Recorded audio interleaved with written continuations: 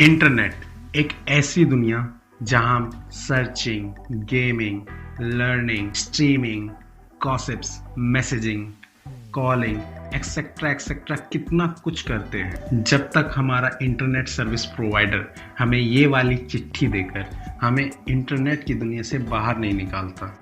Internet data balance, जो कि internet की दुनिया में चलने वाली करेंसी है और हमें अपनी असली करेंसी के बदले मिलता है। आईएसपी इंटरनेट डाटा बैलेंस क्या किसी मशीन में बनाता है, या इसकी खेती करता है, या अपनी फैक्ट्री में बनाता है?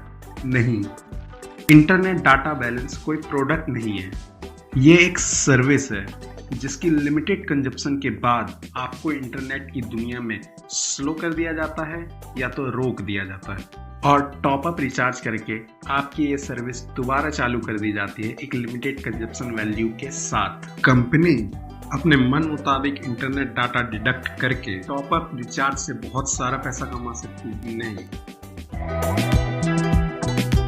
जैसे अगर आप इंटरनेट पे गूगल का होम पेज ओपन करते हैं तो उसके लिए 380 केबी डाटा डिडक्ट हो जाता है। किसी वेबसाइट को सर्च करते हैं, सर्च पेज खुलने के बाद आपके 2 MB से 4 MB तक का डाटा डिडक्ट हो जाता है। और आप किसी वेबसाइट पर विजिट करते हैं तो उस वेबसाइट के कंटेंट जैसे ads, images, animations, videos, gifts और भी बहुत कुछ, जिससे कि आपका इंटरनेट डाटा बैलेंस डिडक्ट होता है। और कभी कभी किसी वेबसाइट में कहीं पर क्लिक करने से बहुत सारे अननोन पॉपअप पेजेस ओपन हो जाते हैं जो छुपकर आपके इंटरनेट डाटा बैलेंस को खा जाते हैं। YouTube पे किसी वीडियो को 480 पिक्सल स्टैंडर्ड क्वालिटी में 1 घंटा देखने से आपका लगभग 264 MB इंटरनेट डेटा डिडक्ट हो जाता है। 720 पिक्सल्स हाई डेफिनेशन में 1 घंटा किसी वीडियो को देखने से आपका 870 MB इंटरनेट डेटा डिडक्ट हो जाता है। और किसी वीडियो को 1080 पिक्सल फुल हाई डेफिनेशन में देखने से आपका 1.65 GB डाटा डिडक्ट हो जाता है। इंस्टाग्राम में 5 मिनट में लगभग 37.5 MB, 30 मिनट में लगभग 201 MB,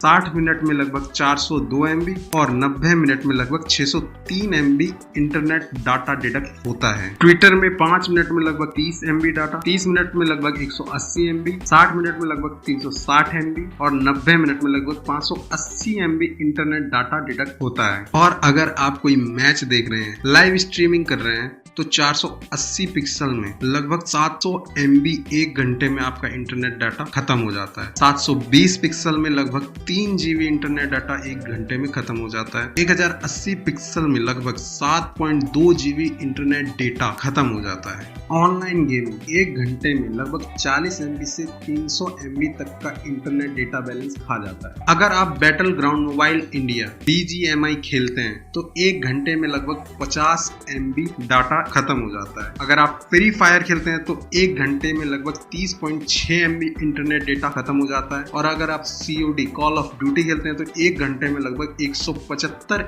MB इंटरनेट डेटा खत्म हो जाता है। बाकी हम लोग इंटरनेट पे बहुत कुछ यूज करते हैं। इंटरनेट डाटा डिडक्शन डिपेंड करता है कि आप किस कंटेंट, किस सर्विस को यूज कर रहे हैं।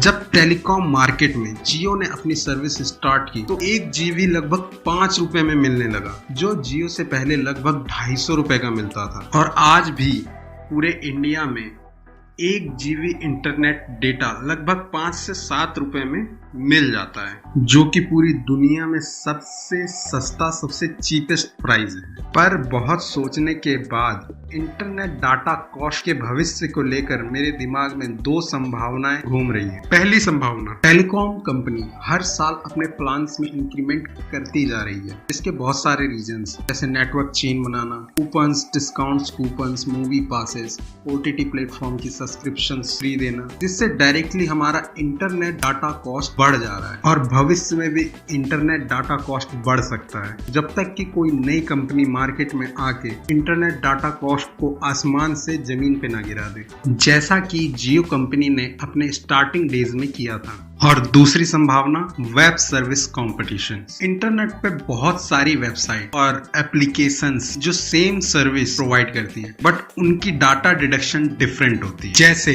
अगर आप WhatsApp पे वॉइस कॉल करते हो तो आपका 1 मिनट में 400 KB इंटरनेट डाटा डिडक्ट होता है, और अगर आप WhatsApp से किसी को वीडियो कॉल करते हैं तो आपका 1 मिनट में 5 MB डाटा खर्च होता है। जबकि आप Facebook मैसेंजर से किसी को वॉइस कॉल करते हैं तो 1 मिनट में 330 KB डाटा खर्च होता है और वीडियो कॉलिंग में 3.2 MB डाटा खर्च होता है। ऑनलाइन मीटिंग के लिए गूगल मीट पर 480 पिक्सल स्टैंडर्ड क्वालिटी में 0.9 GB पर आवर और 720 पिक्सल हाई डेफिनेशन क्वालिटी में 2.6 GB per hour internet data खर्च होता है। स्काइप पर 480 पिक्सल स्टैंडर्ड क्वालिटी में 270 MB पर आवर और 720 पिक्सल हाई डेफिनेशन क्वालिटी में 450 MB per hour internet data खर्च होता है। और जूम मीट पर 480 पिक्सल में 540 MB पर आवर और 720 पिक्सल में 1.62